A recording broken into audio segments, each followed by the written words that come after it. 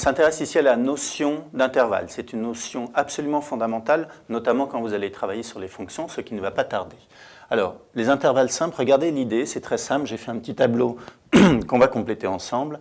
L'idée est de se dire la chose suivante. Je prends tous les nombres réels, c'est-à-dire toutes les valeurs de nombres possibles que vous imaginez, vous tracez un axe gradué, et puis l'abscisse de chacun de tous les points de la droite, ce sont l'ensemble des réels, c'est comme ça qu'on le définit. Donc en bref, pour faire simple, les réels, c'est tous les nombres que vous connaissez. Comment représenter graphiquement tous les nombres qui sont compris entre 1 et 2? Vous savez que ceci s'appelle un encadrement. 2 est la valeur supérieure et 1 la valeur inférieure.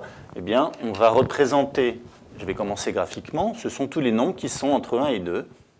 Comme la valeur 1 et la valeur 2 sont toutes les deux autorisées, le crochet va se diriger du côté des valeurs que je choisis, c'est-à-dire des valeurs entre 1 et 2.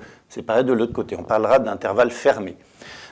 La notation nouvelle, excusez-moi ici, c'est qu'on dira que x appartient à l'intervalle 1, 2. C'est d'ailleurs un petit peu quelque chose de comparable à ceci. Alors regardez bien. Ça et ça veut dire exactement la même chose. Dire que x est compris entre 1 et 2 au sens large, ou bien dire que x appartient à l'intervalle fermé 1, 2, ou bien faire cette représentation graphique, c'est rigoureusement la même chose.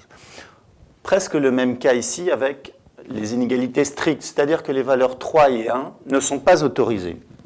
Regardez, alors ce n'est pas du tout à l'échelle, mais graphique, hein, peu importe. Cette fois-ci, je vais toujours choisir les nombres entre 1 et 3, mais regardez ce que j'ai fait de mes crochets.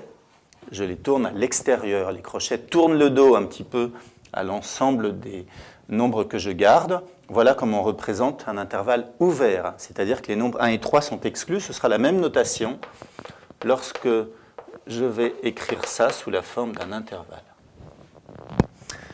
On va à présent s'intéresser, alors ce n'est plus un encadrement, c'est une comparaison. Là, c'était des encadrements les deux. Tous les nombres plus grands ou égaux à 3. Alors on peut réfléchir un petit peu, quels sont les nombres plus grands que 3? Bien évidemment, ce sont les nombres qui... Ça ne s'arrête jamais, vous avez compris, on va aller vers l'infini. Alors, le nombre 3 est autorisé, donc je vais garder le crochet dans ce sens-là. Et en fait, ça va être tous les nombres de 3 jusqu'à plus l'infini. L'infini, c'est une notation à connaître. Ce n'est pas un nombre qui existe, bien évidemment. C'est une notion.